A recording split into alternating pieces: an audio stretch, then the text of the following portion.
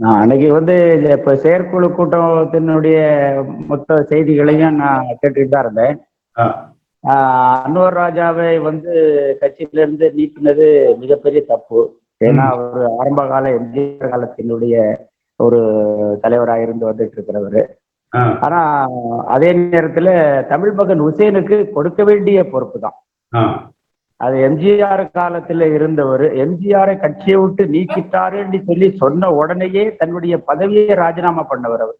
ம், அப்படி மிகப்பெரிய தியாகம் செஞ்சவர். அவருக்கு இதுவரைக்கும் போக்குவரத்து கழகத்துல இருந்து ஒரு தொழிலாளி ஒரு தலைமை கழகத்திற்கு ஒரு நிர்வாகியா வந்திருக்கிறது எங்களை போன்ற போக்குவரத்து தொழிலாளிக்கு ஒரு பெருமையாத்தான் இருக்குது. அதை பத்தி அது நிரந்தரமான ஒரு தலைவரா அவர்கள் அது ஒரு அவைத்தலைவரா ஆக்கணும்.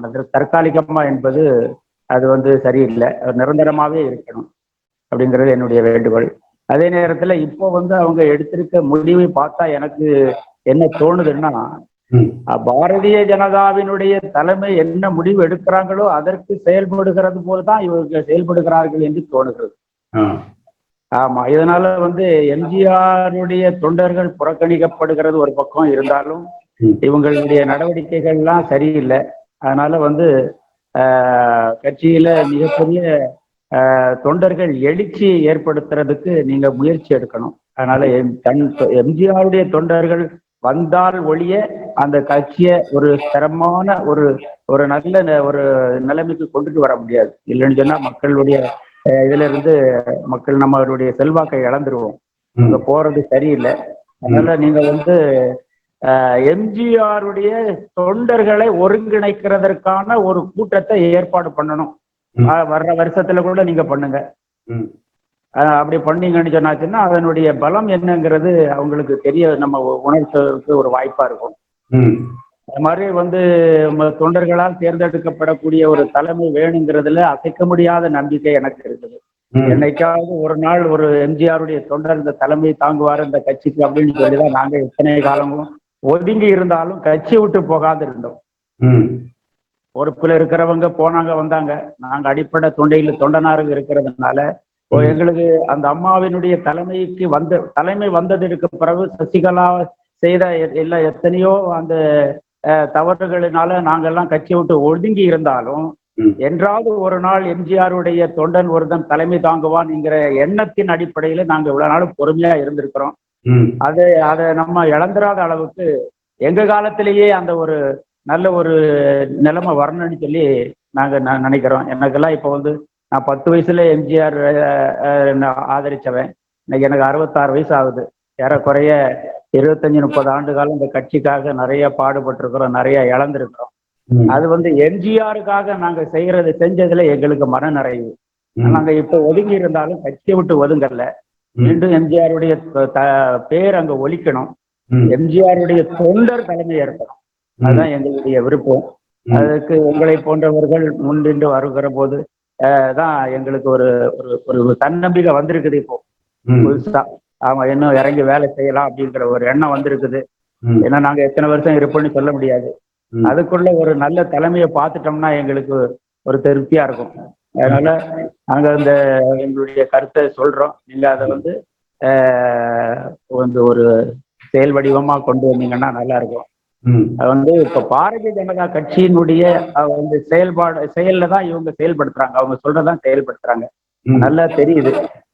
அதனால இதுக்கு ஒரு மாற்று திட்டத்தை உங்களை போன்றவர்கள் கட்சியை விட்டு ஒதுங்கி எம்ஜிஆர் தொண்டர்கள் தலைவர்களாக ஒதுங்கி இருக்கிறவர்களை எல்லாம் ஒருங்கிணைக்கக்கூடிய பணியை நீங்க செய்யணும்னு சொல்லி நான் என்னுடைய சார்பாக உங்கள்கிட்ட எனக்கு கோரிக்கை வைக்கிறேன். உதாரணத்துக்கு சைதை துரைசாமி போன்றவர்கள் நிறைய பேர் வெளியில இருக்கிறாங்க. அவங்க உண்மையான எம்ஜிஆருடைய தொண்டர்கள். அவர்களை போன்றவர்களை எல்லாம் நீங்க ஒருங்கிணைக்கணும். அந்த மாதிரி இந்த தேர்தல் நடத்துவதற்கு அந்த கோர்ட் ஆர்டரையும் நீங்க வாங்கணும்.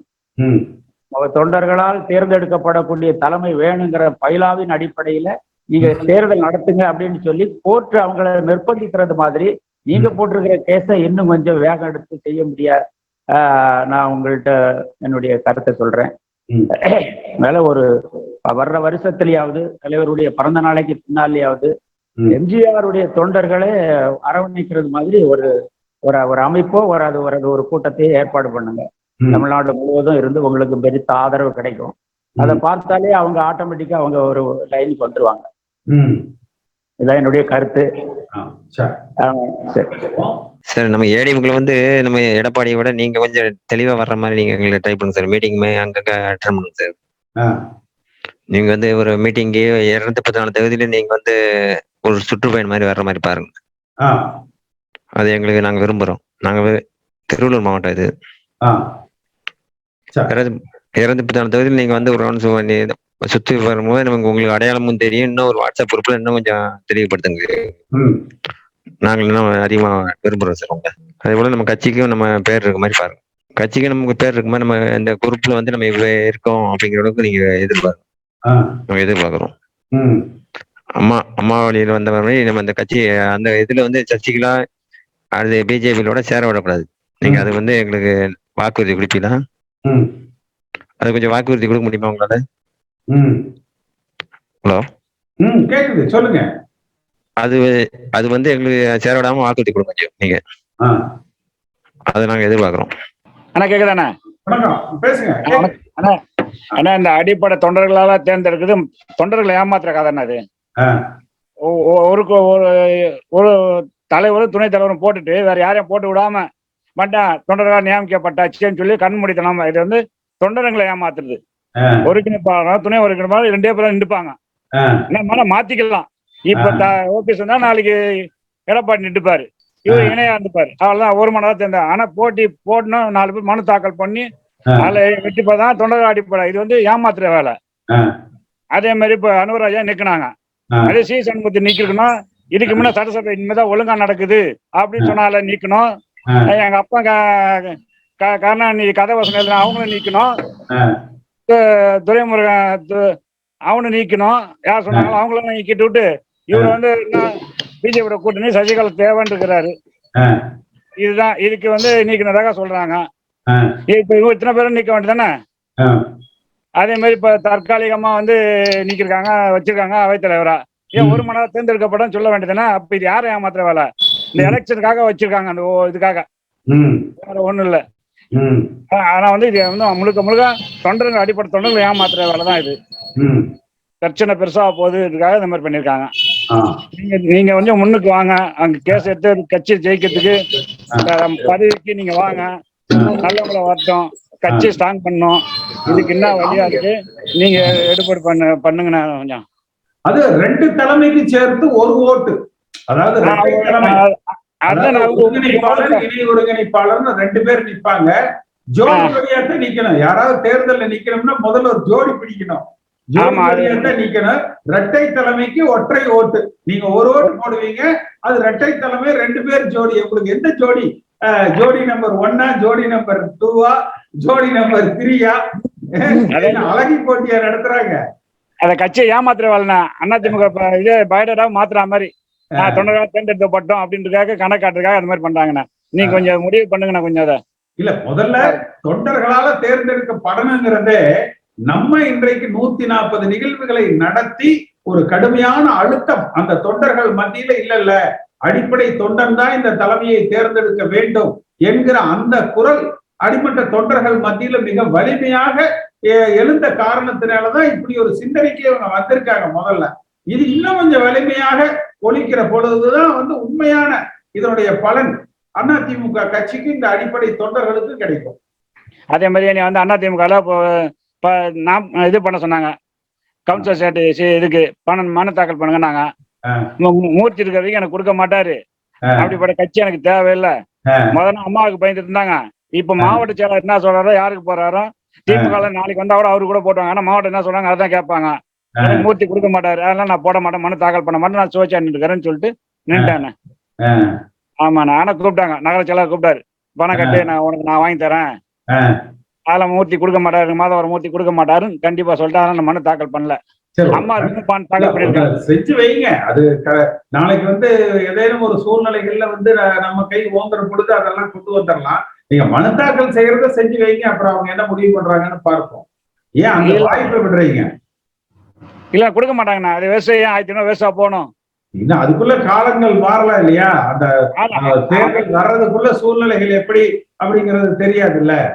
இப்போதைக்கு எலெக்ஷன் வர 6 மாசம் ஆகும், அது ஒரு பக்கம் பாத்துக்கலாம். அதாவது இப்ப தேர்தல் நடந்து முடிந்த தேர்தல்ல பார்த்தோம்னா திரு எடப்பாடி பழனிசாமி அவரோட உழைப்பு ஒரு போற்றக்கூடிய ஒரு ஒண்ணு.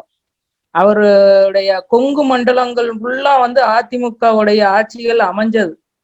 அதனால அவருடைய தலைமையே நீடிக்கலாம். இத அடிமட்ட தொண்டர்கள் தேர்ந்தெடுக்கணுங்கிற ஒரு இது இல்ல.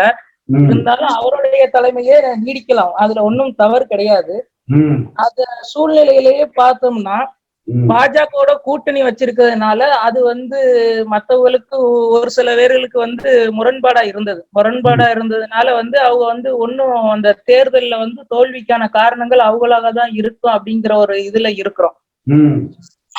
அதுதான் ஒரு உண்மையான. அதனாலதான் அன்வர் ராஜா அவர்கள் பதவி நீக்கம் செய்ததற்கு காரணமே, ஏன் விருப்ப மனு தாக்கல் செய்வதற்கு அங்க உள்ள ராமநாதபுரம் தொகுதியில இருந்து யாரும் வரவில்லை. வராதனால கூட்டணி கட்சியான பாரதிய ஜனதாக்கு கொடுக்க வேண்டிய சூழ்நிலையா உள்ளது. ராமநாதபுரம் கொஞ்சம் நீங்க ஒரு தளத்துல பேசுற பொழுது அதிமுக கட்சியில வேட்புமணி சீட்டு கேட்கறது கூட ஆள் இல்ல அப்படின்னா அந்த அளவுக்கெல்லாம் கட்சி பலகீனமா இல்ல தம்பி. இன்னும் கொஞ்சம் நல்ல விவரங்களை பேசக்கூடிய அந்த கருத்துக்களை நல்லா சேகரிச்சுட்டு பேசுங்க தம்பி. அன்வர் ராஜா நீக்கினதை பொறுத்த வரைக்கும் தவறுதான் சார். ஒரு கட்சியினுடைய தொண்டருக்கு கட்சியினுடைய ப்ராப்ளங்களை சொல்றதுக்கு தகுதி இருக்கா இல்லையே? கண்டிப்பா எல்லாருக்கும் அந்த உரிமை இருக்கு. தலைமையை கேள்வி கேட்டதுனால அந்த பதில் கொடுக்க வேண்டிய கடமை அந்த தலைமைக்கு உண்மையிலே இருக்கணும். அந்த ரெஸ்பான்சிபிலிட்டி இருந்தாதான் அது தலைமை. அது கேள்வி கேட்டுட்டாருன்ட்டு சிவி சண்முகம் ஒரு பக்கம் ஏறுறதும், அதுக்கப்புறம் எடப்பாடி ஒரு பக்கம் பேசுனது, நீங்க இன்னைக்கு கட்சியை விட்டு நீக்கிறேன்னு சொல்றாரு. எத்தனை பேர் நீக்குவீங்க கட்சியை விட்டு? கட்சியினுடைய தலைமையை பொறுத்த வரைக்கும் கட்சிக்கு இன்னும் நம்ம பலத்தை சேர்க்கணும் தான் நினைக்கணுமே தவிர ஒருபோதும் பலவீனமா ஆக்கணும்னு நினைக்க கூடாது. இது முற்றிலும் தவறான விஷயம் தான் என்னை பொறுத்த வரைக்கும். இப்ப நகர்ப்புற உள்ளாட்சி தேர்தல்ல இளைஞர்களுக்காக வாய்ப்புகள் எங்களுடைய மாவட்டத்துல அதிகமா விருப்பமான இளைஞர்கள் தான் கொடுத்துருக்காங்க. இளைஞர்களுக்கு அந்த வாய்ப்பு கொடுத்தா நல்லா இருக்கும். அந்த மாவட்ட செயலாளர்கள் 10 பேர் இருக்கிற இடத்துல 2 பேர் இளைஞர்கள் போட்டு தேர்தலை சந்திச்சோம்னா கண்டிப்பா வெற்றி ஓரளவுக்கு நமக்கு கை கூடும். அதிகமா எல்லாம் நம்ம வெற்றி வாய்ப்பு இழக்கல. பல தொகுதிகள்ல 500 600 அந்த மாதிரி வெற்றி வாய்ப்புனாலதான் இருந்திருக்குமே தவிர அந்த அளவுக்கு இறங்கல. இன்னும் கட்சியை பலப்படுத்தணும்னா ஃபர்ஸ்ட் உட்கட்சி தேர்தல் நடத்தணும். தற்காலிக அவைத்தலைவரை நியமிச்சிருக்காங்க, பரவாயில்ல. இந்த உட்கட்சி தேர்தலை நடத்தணும். அனைத்து தொண்டர்களுக்கும் அந்த வாக்களிக்கும் உரிமையை வழங்கணும். முதல்ல அந்தந்த பகுதியை சேர்ந்த அந்த ஒன்றிய செயலாளர்களும் சரி, ஊராட்சி செயலாளர்கள், கிளைக்கழக செயலாளர்கள், மாவட்ட செயலாளர்கள் கூட்டம் நடத்தும் போது அந்த மாவட்ட செயலாளருக்கு என்ன பிரச்சனை, ஏன் அந்த இடத்துல நம்ம தோத்தோம், அதை பத்தி தான் டிஸ்கஸ் பண்ணணும். நாம ஏதோ கடமைக்கு கூப்பிட்டோம், பேசிட்டோம், முடிஞ்சிச்சு, அவ்வளவுதான், மாவட்ட செயலாளர் கூட்டம் முடிஞ்சிச்சுன்னு சொல்றது எந்த விதத்திலும் அது சரியா படல. எந்த இடத்துல நம்ம தோத்துருக்கோம் அந்த இடத்துல இன்னும் நம்மளுடைய இதை அதிகப்படுத்தணும். ஏன் அந்த இடத்துல தோத்தோம், அதுக்கான காரணம் என்ன? தொண்டர்கிட்ட கலந்தாய்வு பேசினாதான் கண்டிப்பா ஒரு தீர்வு தலைமைக்கு கிடைக்கும். தலைமைச் செயலகத்துல உக்காந்துனோம் இல்ல எம்ஜிஆர் மாளிகையில உக்காந்துன்னு பேசினா மட்டும் தொண்டர்களுடைய அந்த குரல் கேட்கறதுல யாருக்கும் அந்தந்த மாவட்ட செயலாளர்கள், அந்தந்த ஒன்றிய செயலாளர்கள் கண்டிப்பா அந்தந்த இளைஞர்களும் சரி, முக்கிய நிர்வாகிகளில் கலந்தாய்வு தொண்டர்களுக்கு ஒரு நல்ல முடிவை சொன்னா மட்டும்தான் உண்மையிலே இந்த இயக்கம் இன்னும் நல்லா வளரும்னு தான். ஒற்றை தலைமை கண்டிப்பா வேணும். தொண்டர்களால் நியமிக்கப்பட்ட அனைத்து இந்திய அண்ணா திராவிட முன்னேற்ற கழகத்தின் பொதுச் செயலாளர் முக்கியமான விஷயம். பொதுச் செயலாளர் எங்களுக்கு தேவை. எம்ஜிஆர் காலத்தில் எப்படி பொதுச் செயலாளரோ அந்த பொதுச் செயலாளர் எங்களுக்கு தேவை. தொண்டர்களால் தேர்ந்தெடுக்கப்பட வேண்டும். ஒருபோதும் இந்த இணை ஒருங்கிணைப்பாளரும் சரி, ஒருங்கிணைப்பாளரும் சரி, துணை ஒருங்கிணைப்பாளர் எத்தனை நாளைக்கு சொல்ல முடியும்னு எனக்கு தெரியல. இன்னைக்கே ஒருங்கிணைப்பாளர் ஒரு இடத்துல பேசுறாரு, துணை ஒருங்கிணைப்பாளர் ஒண்ணு பேசுறாரு. சசிகலாவுக்கு முற்றுப்புள்ளி வைத்து விட்டதுன்னா துணை ஒருங்கிணைப்பாளர் சொல்றாரு. தொண்டர்கள் மனநிலை அவரே சொல்லிட்டாரு, தொண்டர்கள் அப்படி நினைக்கிறே இல்லைன்ட்டு. மக்கள் தொண்டர்கள் கிட்ட பேசணும். இந்த தொண்டர்கள் கலந்தாய்வு செஞ்சாதான் யாருக்கு என்ன விருப்பமோ அது விருப்பப்படி நடக்க முடியும். அதை விட்டுட்டு எடப்பாடி ஒரு பக்கம் மலையா பார்த்து அதுதான் நாய் படிக்குது அந்த மாதிரி எல்லாம் சொல்லிட்டு போறாரு. அவரு அந்த அம்மாவாலதான் பதவிக்கே வந்தாரு. வணக்கம். வருங்கால அதிமுக பொதுச் செயலாளர் அண்ணன் கேசி அவர்களுக்கு வணக்கம். இந்த 147வது ஜூம் மீட்டிங் மூலமாக திருவாரூர் தொண்டர்கள் பெரு ஆதரவுடன் நடந்து கொண்டிருக்கும் வேளையில் இதில் கலந்து கொண்டு தனது நல்ல கருத்துக்களை அண்ணன் கேசிபி அவர்களுடன் கலந்துரையாட நிகழ்ச்சி அருமை. அண்ணன் கேசிபி அவர்கள் தனது முன்னுரையில் கடந்த கால அதிமுக நிகழ்வுகள் பற்றி விரிவான முறையில் விளக்கம் தந்தார். திரு அன்வர் ராஜா அவர்கள் கட்சியை விட்டு நீக்கியது தவறு. கட்சியை விட்டு நீக்கியதால் அவருக்கு ஒன்றும் நஷ்டம் இல்லை, கட்சிக்கு தான் நஷ்டம். திரு அன்வர் ராஜா மனக்கசப்பு என்னவென்று அறிந்து அதை நிவர்த்தி செய்ய வேண்டிய தலைமையில் உள்ளவர்கள். அதற்கு மாறாக அவர் மீது நடவடிக்கை தேவையற்ற ஒன்று. வருகிற உள்ளாட்சி தேர்தலும் சரி, நாடாளுமன்ற தேர்தல் ஆகட்டும், வருகிற 2020 சட்டமன்ற தேர்தல் ஆகட்டும், பிஜேபியுடன் கூட்டணி உறவு தொடருமானால் நிச்சயம் 10 வருடம் ஆட்சி காலம் கனவில் தான் அது முடியும். ஆட்சியை பிடிக்க முடியாது. இவர்கள் என்று பிஜேபியுடன் கூட்டணி உறவு முறித்தால் தான் எந்த தேர்தலும் வெற்றி காண இயலும். அதிமுக வைத்து அவர்கள் கணிசமான இடங்களை பெறுவார்கள். அதுதான் அவர்கள் கொள்கை. தற்காலிக அவை தலைவராக அண்ணன் தமிழ் மகன் உசேன் அவர்களை நியமித்து வரவேற்கத்தக்கது. சூழ்நிலைக்கேற்ப நியமித்தார்களா அல்லது உள்ளபடி நியமித்தார்களா என்பது அவர்கள் அறிந்த விஷயம். ஒருங்கிணைப்பாளர், இணை ஒருங்கிணைப்பாளர் தேர்தல் சற்று தேர்தலில் தொண்டர்களால் தேர்ந்தெடுக்க சற்று ஆளுடைய விஷயம்தான். இருந்தாலும் அண்ணன் கேசி அவர்கள் சொல்வது போல் 2 கைதிக்கு ஒரு ஹேண்ட்கப் போடுவது போல்தான் இந்த பதவி அமையும். அதில் மாற்று கருத்து இல்லை. எது ஒன்றும் அவர்களால் சரியான முடிவு எடுக்க முடியாது. இது நம்ம ஜூம் மீட்டிங் வாயிலாக வலியுறுத்தின் பேரில் இந்த முடிவு அவர் எடுத்திருப்பார்கள் என்றே எனக்கு தோன்றுகிறது. ஆனா இதுவும் ஒற்றை தலைமை என்று வருகிறதோ அன்றுதான் இந்த கட்சிக்கு நல்ல சிறந்த வழியாக இருக்கும். இதுவரை பேச வாய்ப்பளித்த அண்ணன் கேசி அவர்களுக்கும் என் மனமார்ந்த நன்றியை தெரிவித்துக் கொள்கிறேன். நன்றி, வணக்கம். இது கடந்த மீட்டிங்ல பேசுறதுக்கோசம் மிஸ்டர் நம்ம அன்வர் ராசா இன்னைக்கு வன்மையா கண்டிக்குது. இது சர்வாதிகார போக்கு தான் காட்டுது அதிமுகல. கடந்த முறை டிடிவி செஞ்சா இருப்பாரு, நீ சரியில்லை, அந்த மாவட்ட செயலாளர் நீக்கப்பட்டார், இந்த மாவட்ட செயலாளர் நீக்கப்பட்டார், மாவட்ட செயலாளர் நீக்கப்பட்டு கடைசியில் அவரு நீங்கிட்டு அதிமுக ஒரு வழியா போயிட்டாரு. அதே நிலைமை இபிஎஸ்க்கும் ஓபிஎஸ்க்கும் நிகழும். யார் எதிர்த்து குரல் போட்டாலுமே வேணா நீக்கிட்டு அப்ப யார் தான் எதிர்குரல் சொல்றது, யார் தான் ஒரு எதிர் வாக்குவாதமே இல்லாத எப்படி ஐயா அது? இது ரொம்ப அதிமுகவுல இருந்து கொஞ்சம் சலசலப்பு தான் ஐயா அது. இது ரொம்ப கஷ்டமான ஒரு இதுதான். இது சார் இது போதும் இந்த இன்றைய நிலைக்கு. ஐயா சொல்லுங்க. சுதந்திர போராட்டத்துல முதல் வெளியேறி சுதந்திர போராட்டம் ஃபர்ஸ்ட் வெள்ளூர்ல நிகழ்ந்தது இல்லையா? அதே மாதிரி இப்ப அதிமுக ஒரு புரட்சி ஏற்பட போகுது. அது உங்களால எனக்கு நல்லா தெரியுது. உண்மையா நடக்கும். ஒரு அதிமுக நல்ல வழி, அதுல உங்களோட பங்களிப்பு பெரிதா இருக்குன்னு நான் முழுமையா நம்புறேன் ஐயா. அதுல நிச்சயமா நம்புறேன். உங்களோட பங்களிப்பு அதுல நிறையவே இருக்கும். இந்த காணொலியை காணும் தமிழ் உள்ளங்களுக்கு ஒரு அன்பான வேண்டுகோள். சேனலை சப்ஸ்கிரைப் பண்ணிட்டீங்களா? பண்ணலனா மறக்காம சப்ஸ்கிரைப் பண்ணுங்க. சப்ஸ்கிரைப் பட்டனையும் பெல் ஐக்கனையும் உடனடியாக கிளிக் பண்ணுங்க. உங்கள் அன்பும் ஆதரவும் என்றைக்கும் எங்களுக்கு தேவை. நன்றி.